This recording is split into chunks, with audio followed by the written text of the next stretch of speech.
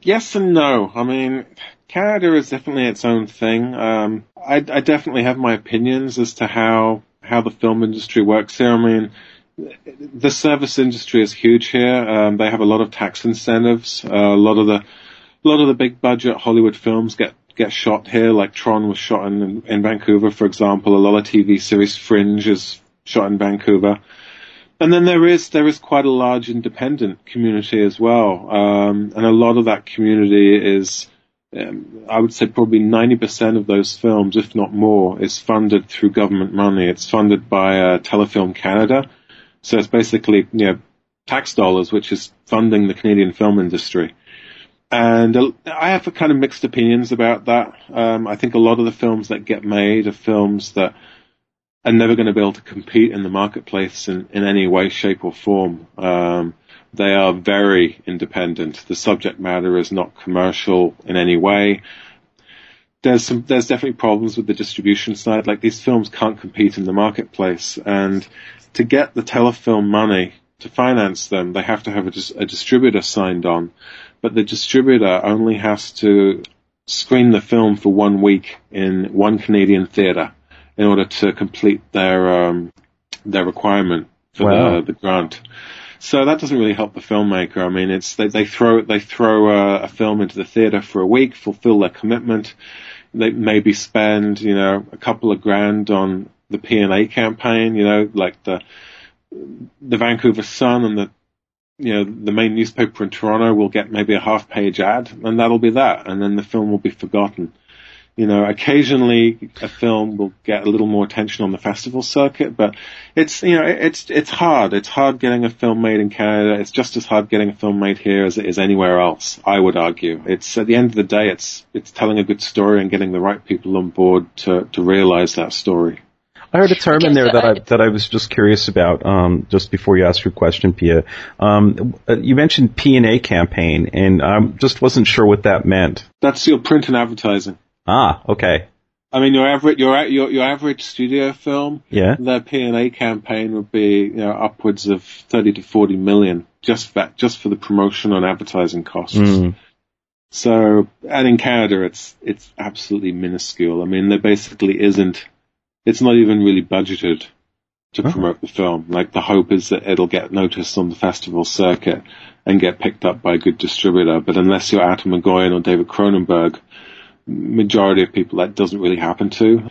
There are new filmmakers coming up through the ranks in Canada that I think have a more commercial viewpoint.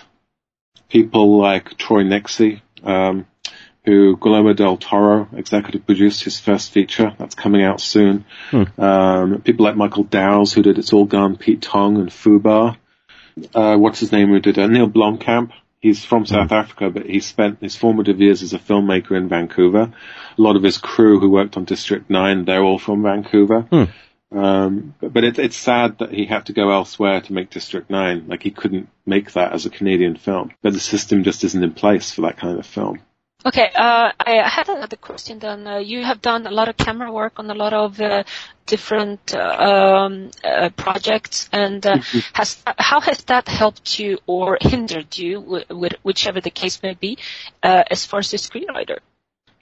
As far as a screenwriter, I think it's really helped me in the rewrite process, particularly in terms of if I get notes back on a script saying, this one sequence puts us at 5 million and we have to get it down to 3 million in terms of the budget.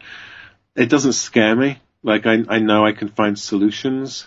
So just being on set, it really helps you realize the reality of film production. Like, and this has helped us in terms of the directing side of things too. I mean, I've seen first-time writers on set as directors, and they'll make something that seems like a really simple request, like, let's convert the Steadicam from regular mode to low mode so that we can do a really low angle shot sweeping along the floor. And that seems like something that would be pretty easy to do. Depending on the camera system that you're using, that can be a 20 to 30 minute process, because the whole rig has to be rebuilt and rebalanced. And, Steadicams are very particular filmmaking tools, and if you don't understand what a simple request with one of those tools can do to your schedule, you can really get yourself in trouble. And I saw, when I was a camera assistant, I saw that happening so many times where a seemingly simple request just really, really put them in the mud schedule-wise. Okay, one last question before Don gets on you, okay? I have, because this is a pet peeve of so many people, okay, on our screenwriting forums, you know, and since you have a camera experience and you're a writer, how do you feel when in a script it says, the camera does this or camera does that? Or I hate it. You know. I hate it. To me, that's the screenwriting equivalent of watching a movie and seeing the sound boom dip into the shot. To me, I see things, and I feel the same way about when people use the parenthetical beat. I hate seeing beat in a script, because to me that's the technique, and the technique should be invisible in a screenplay, because a good screenplay should take the reader on a journey that is as close as words on a page can take you to the experience of sitting in the theater and watching the film unfold before your eyes.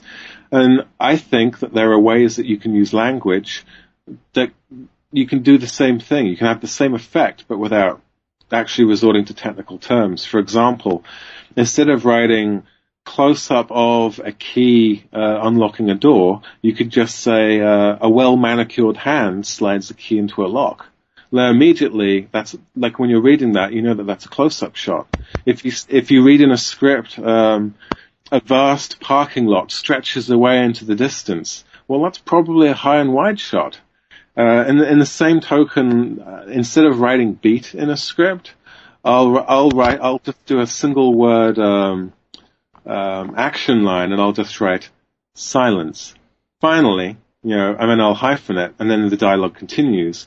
And it hasn't broken the flow, but it's created the same dramatic effect. Like, it's still created a pause in the time that's taken you to read silence.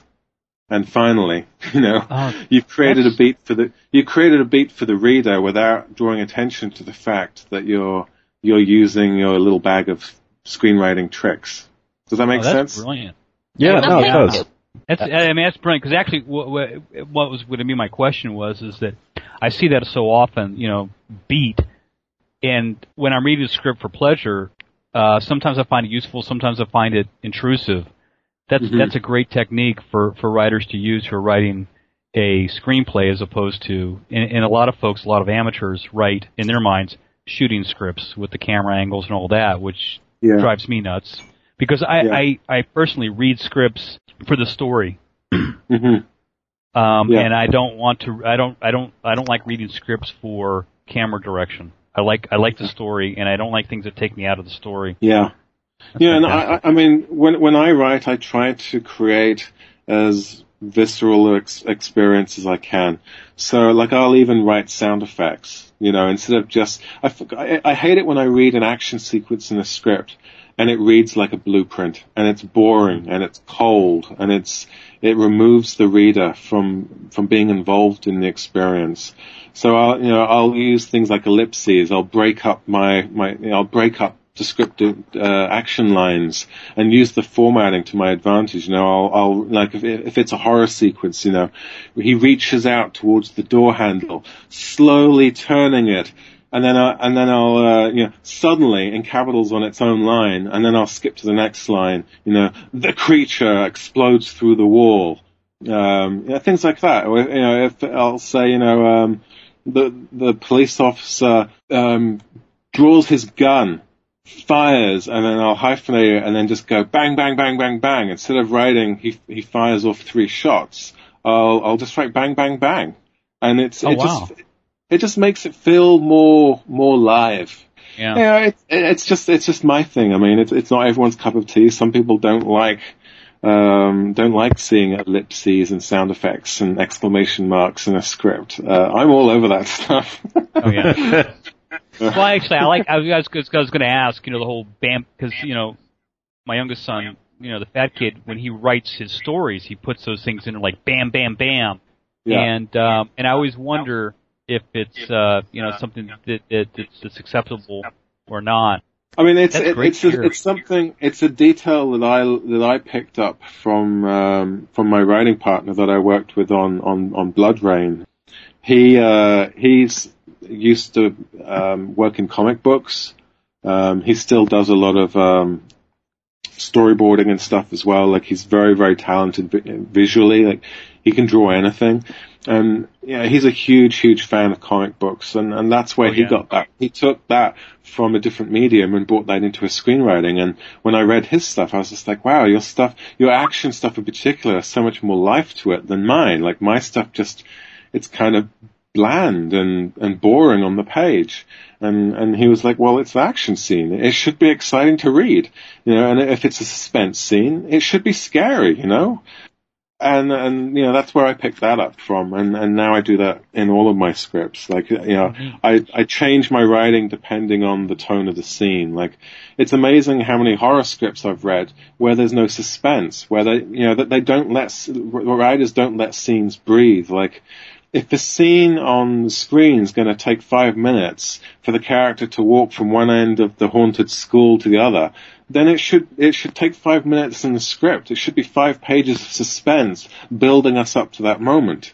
And a lot of horror screenplays fail on the page, and it takes a good director to bring life to them, because the writer just kind of throws stuff out there. They'll just have them opening the door, walking through, and then the creature appears. It's like, no, give us the tone. Like, take us on a journey here.